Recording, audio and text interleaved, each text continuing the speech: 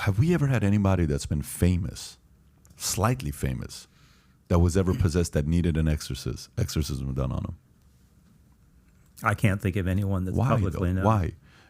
Like, let me explain what I mean by that. Like a basketball player, baseball player, an actor, a politician, a military leader, anybody that was somebody of influence.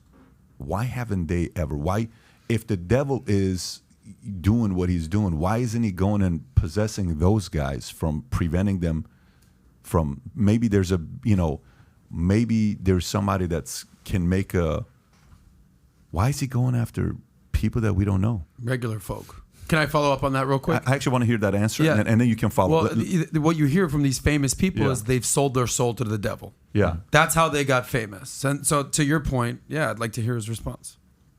Yeah, because again, I think it would be that somebody would have to come public, first of all. They would have to want to share their story. There could be the stigma that people will think that they're not in their right mind, and then maybe they're going to lose their whatever position of power or prestige that they have, so they may not be willing to step forward.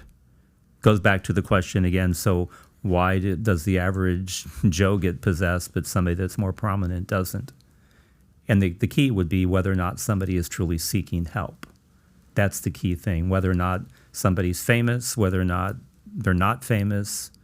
Again, I don't go out and search for people that I believe to be possessed. But if the spirit gets a hold of you, do you have any control? So even if you're famous and powerful, if the spirit gets a hold of you, you mean to tell me you're more powerful than the spirit? Nope. You know what I'm saying? It depends on the degree that one's dealing with the demonic, because something of the person always remains free.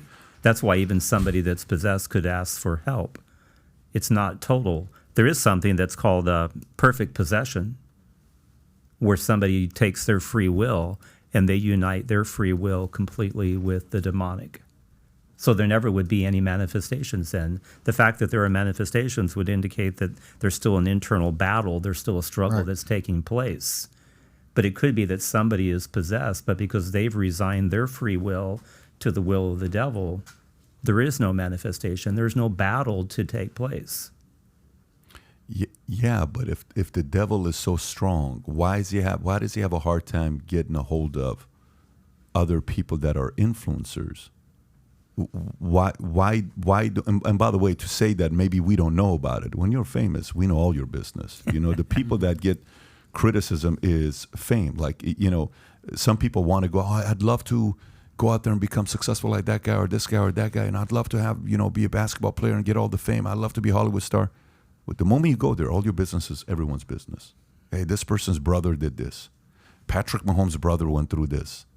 Tom Brady's going through this in his, issue. That's why he took a break. That person's going through this. I mean, because even when you can't talk by yourself, somebody's going to leak something. I told a friend of mine one time, I said, when you and I talk about my personal life, do you tell your wife? He said, it's my wife. I'm married to her. I said, you can't tell my business to your wife. Why?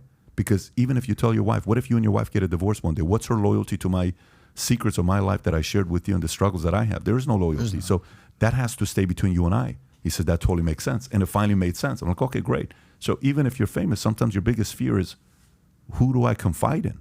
But eventually you're going to confide in somebody and that person's going to leak it. This is why they'll say, such and such has agreed to a 3-year contract extension. Okay, this person has just gone. So I don't know why people who are more, because if, let's just say, you have to think about the devil, right? If you are the devil, you go take somebody that's got influence over what? One person or nobody. Why would you do that? Then you're a small thinker. So if we are saying the devil is as powerful, which, by the way, I do believe, if you wrestle with them, you better have somebody backing you up. I do believe that. But my interpretation is a different interpretation. My interpretation is an exorcism interpretation. My interpretation is for him to convince you, for people sometimes to believe that they don't need help, they don't need faith, they don't need a higher power to back them up.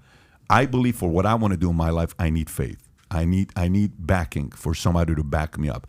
I want favor. I want favor at the highest level because I do think there's going to be challenges. I do think there's going to be people that are going to get in the way. And I do believe sometimes maybe if there is a devil, he uses people to get in the way of you doing something big.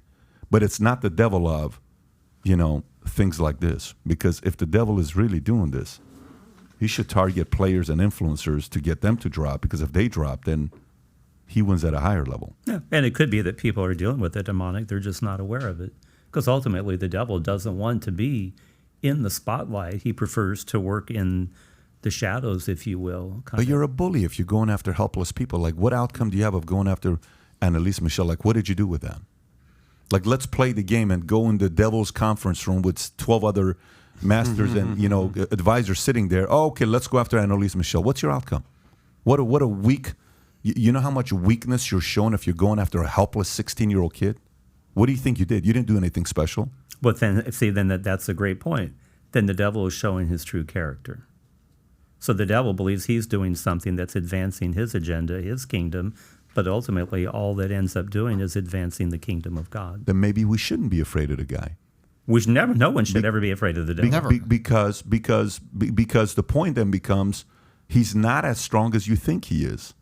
It's through your imagination that if you let your imagination let loose, that's where he destroys you. Because he makes you believe there's 1,000 people around the corner that got his back that will fight you. He's by himself.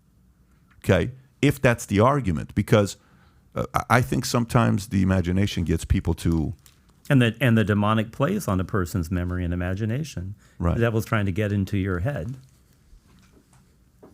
And I think in the role of an exorcism, the goal is to get the devil out of your head and to get God into your head. Because, the devil is nothing to fear. A lot of people will watch the videos of Annalise Michel and, they're going to be terrified by all of that.